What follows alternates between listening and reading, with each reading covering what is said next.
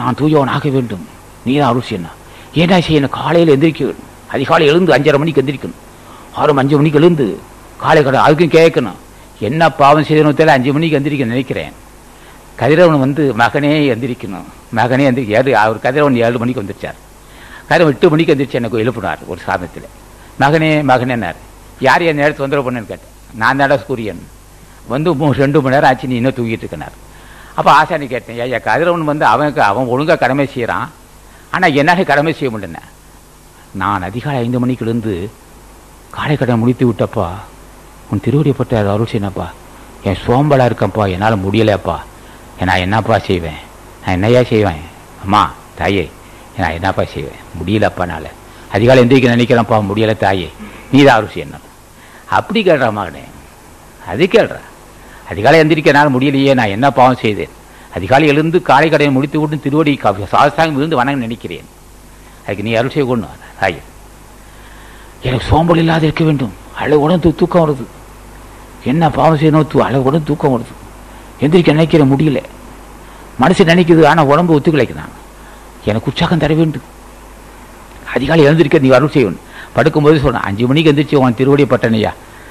நேற்று நாள் முடியலையா, இன்னைக்கு முடியல, நாளைக்கு ஆயாவது 5 மணிக்கு எழுந்து அவன் திருவடி பூஜித்து ஆசி வர அருள் செய்யணையா. அதுக்கு நீ தான் அருள் செய்யணும். இப்படி கேட்டு வந்தால் அதுக்கும் அருள் செய்வார். அது 5 மணிக்கு எழுப்பிவிடுவார். மகனே மகனேன்னா 12 பட்டு படுப்பான். உணர்வே டக்குன்னு உணர்வில் பூந்துவார். மகனேன்னா எந்திரிக்கல.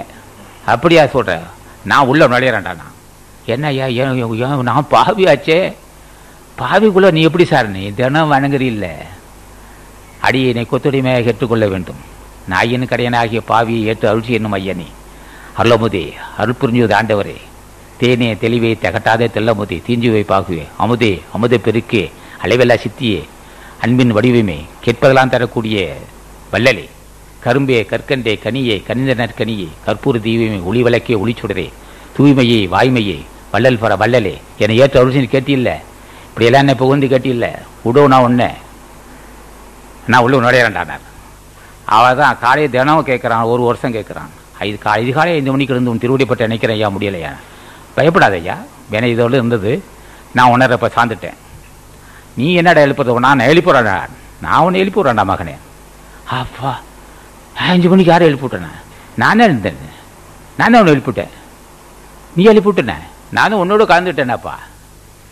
என்னை கேட்ட நீ அகமும் புறமும் சார வேண்டும், என் உணர்வோடும் உணர்ச்சியோடும் சார்ந்து எனக்கு அருள் செய்யணும் கேட்டில்லை.